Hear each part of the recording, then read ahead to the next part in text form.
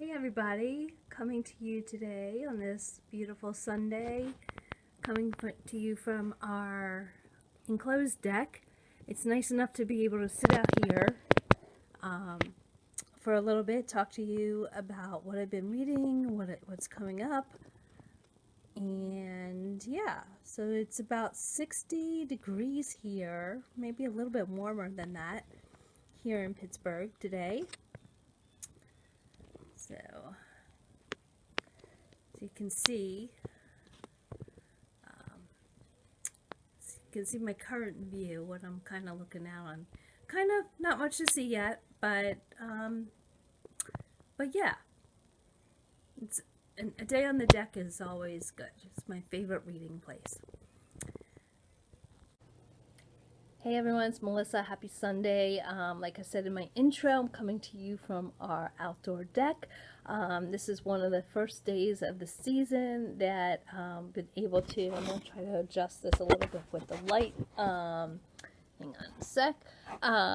It's one of these days that I've been able to come out on the deck and let's see if that's any better. No? Maybe? Kind of? I don't know. I'm just kind of conscious of the sun glare, and I also don't want to have, there's a pile of boxes in the back, so I just sort of don't want that in the way. Anyway, so yeah, so let's try that. Sorry. Anyway, so yeah, this is my favorite place to read out here. So it's like a gorgeous 60 degrees here today in Pittsburgh, and I'm just, thrilled that spring is here and on its way. So anyway, talking about what I've been reading, today's drink, I am drinking a blueberry banana orange smoothie. I'm really not very good at creating my own smoothie concoctions. This has sort of like a grayish brown, grayish bluish tinge to it.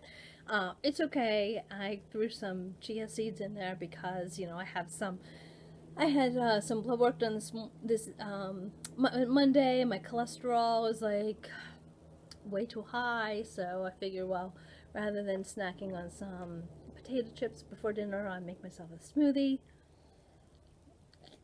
Like I said, it's okay. Anyway, so books I've been reading this week. So I finished 2 of them. And the first one was Beth Kephart's Wife, Daughter, Self, which I'll talk about in a minute. And I also finished Remember to Forget Me by Kerry Neville. I talked about this in a previous video, I believe my last week's Sunday Salon. This was published in 2017, and it is Kerry's second short story collection, and I really kind of can't believe that I waited this long to read this one.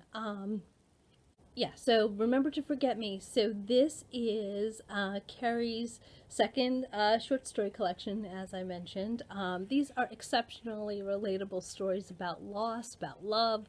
It's about wanting to hold on to what is gone or what is dying, but yet needing to let go of the emotional pain that the memory of the person carries. So it's like that duality. You want the person still there. You want that dog. You want that that situation still as part of your life, but that it has so much emotional baggage, so much weight, so much hurt, and so much but yet there's still like that kind of hope that things could still work out, that things will get better, or maybe, or what if, or whatever.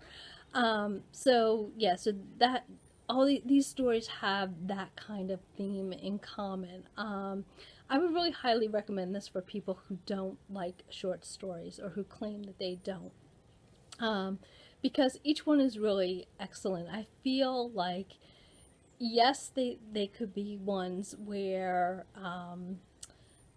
they could be stories where they could go on, into a longer form, but I think that they work brilliantly in the sense, in the form that they are currently in. Like I said, I loved every single one of these, with a slight exception of the last story, The Lion Man, which I still felt was very well written and very well done. and I'm still giving it 5 stars instead of like a 4.5 because of that, because I know that it was so well done and so well written. I just feel like there was something about it that I didn't connect with. It did feel a little bit different from several of the other stories, or most of the other stories in the collection. But I think that Kerry is an immensely talented writer, somebody who needs like more acclaim, and yeah. So anyway, the birds have kind of like perked up. They've gotten a lot louder in the last like few minutes. Anyway, so oh, another thing that happened this week is, you may have noticed, I got my hair cut. I kind of splurged on the fancy salon. We go to kind of a no frills place, and I just felt like for something different. Definitely got a lot more shorter. This is what my typical hair length usually is when we're not, in a pandemic, or not able to go out of the house for like a year, so that this is more normal. So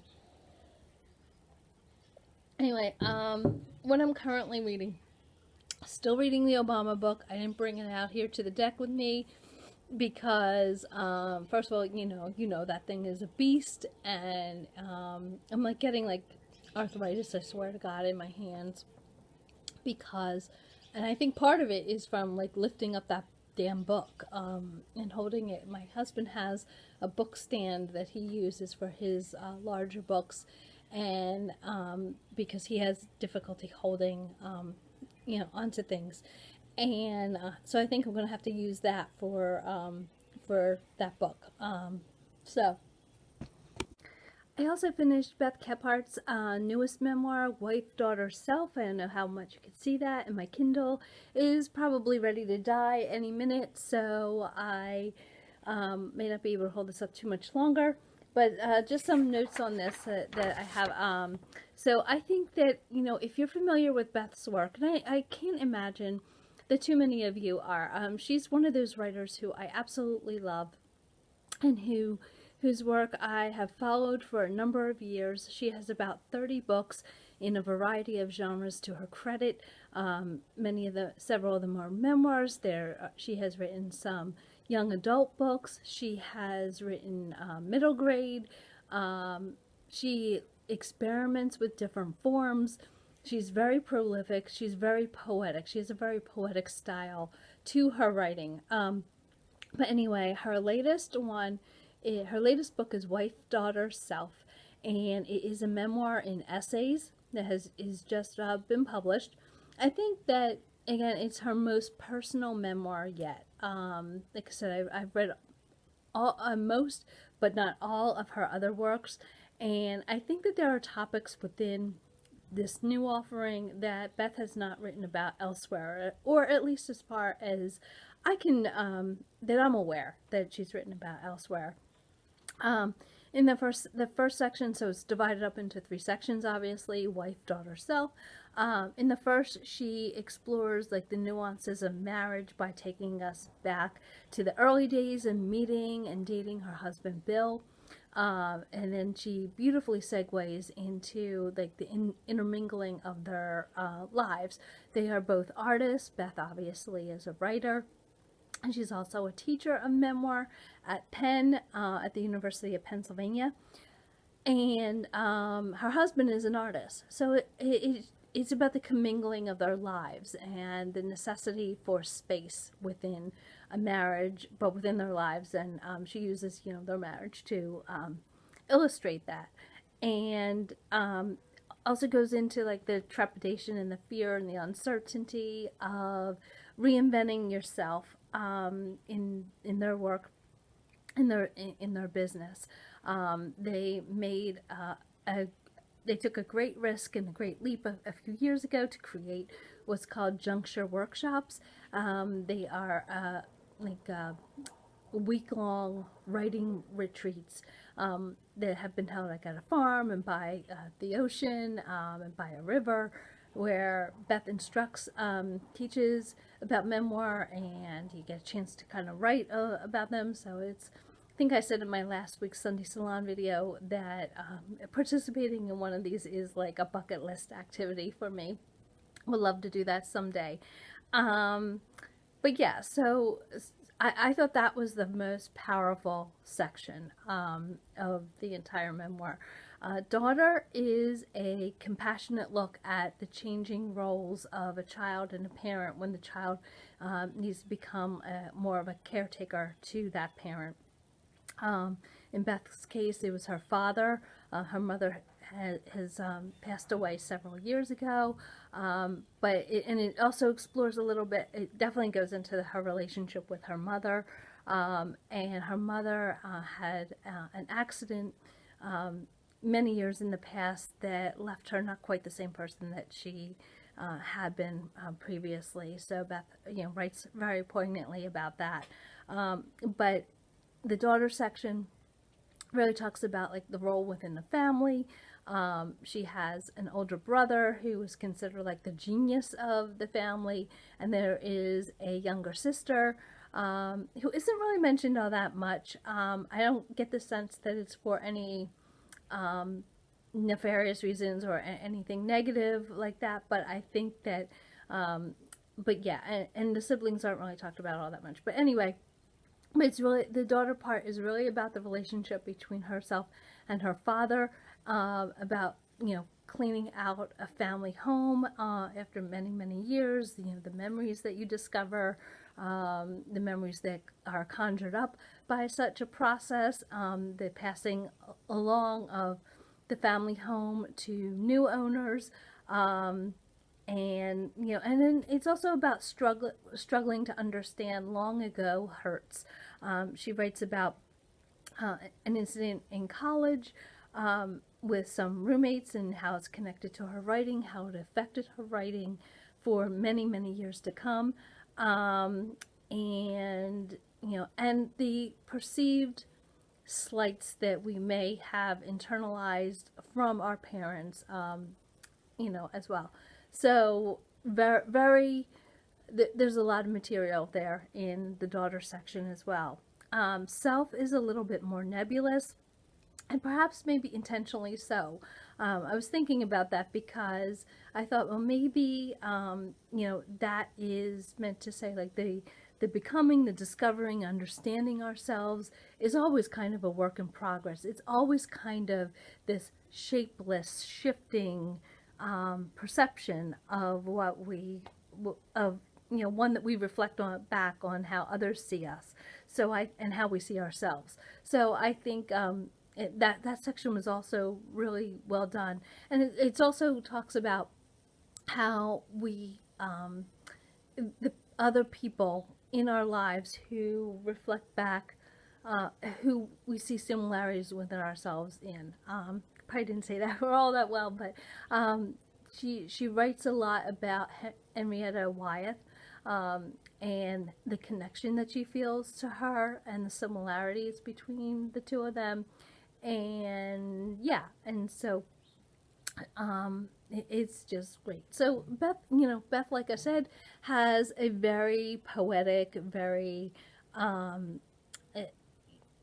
very language rich style of writing. She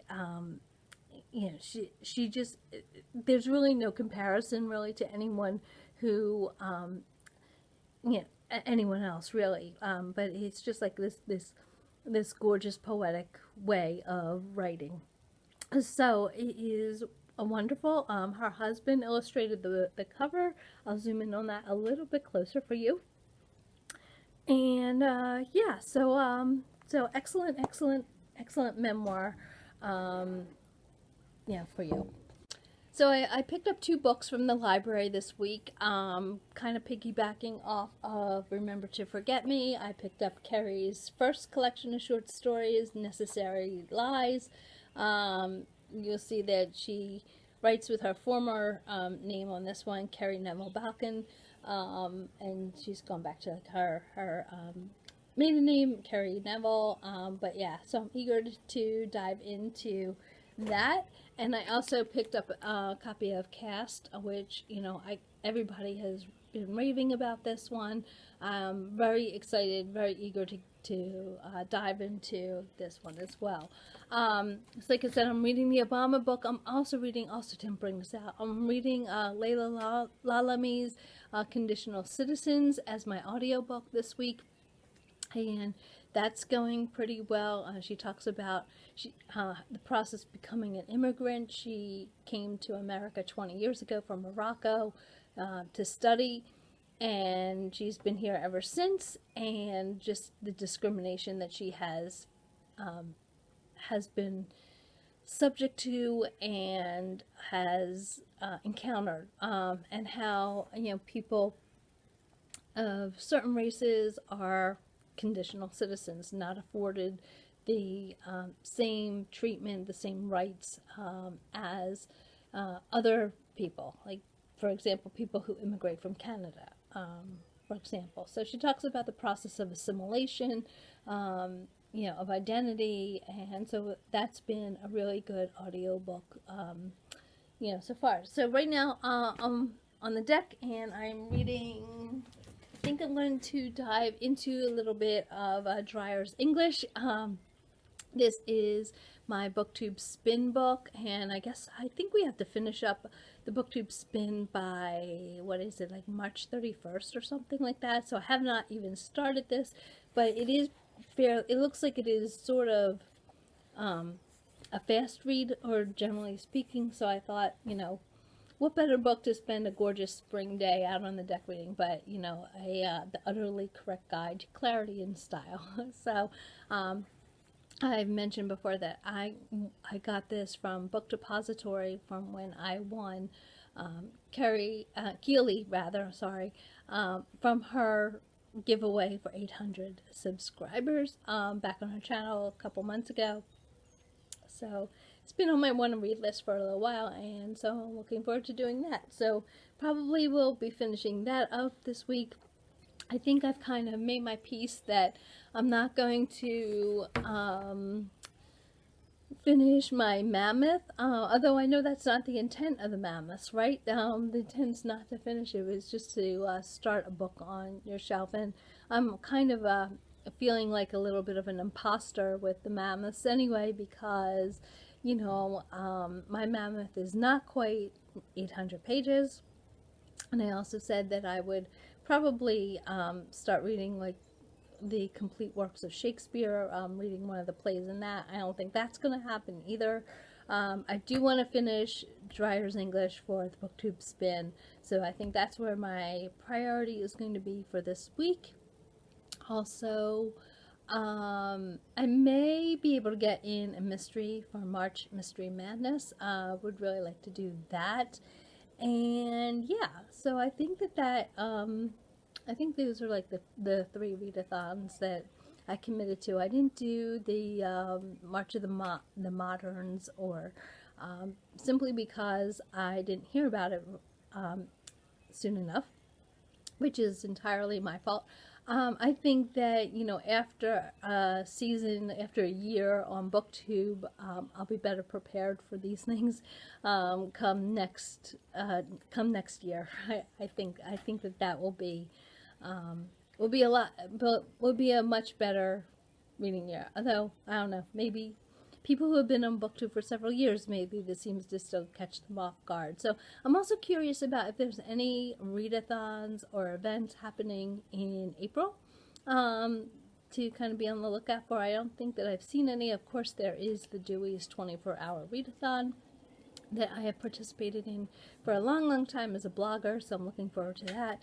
But other than that, that about wraps it up for the reading this week. I hope that you all are doing well and staying safe and healthy. Hopefully you are getting your vaccines, or will be soon. We're looking forward to that. And yeah, so have a great week. Happy reading. Thanks so much for watching. Thanks. Bye.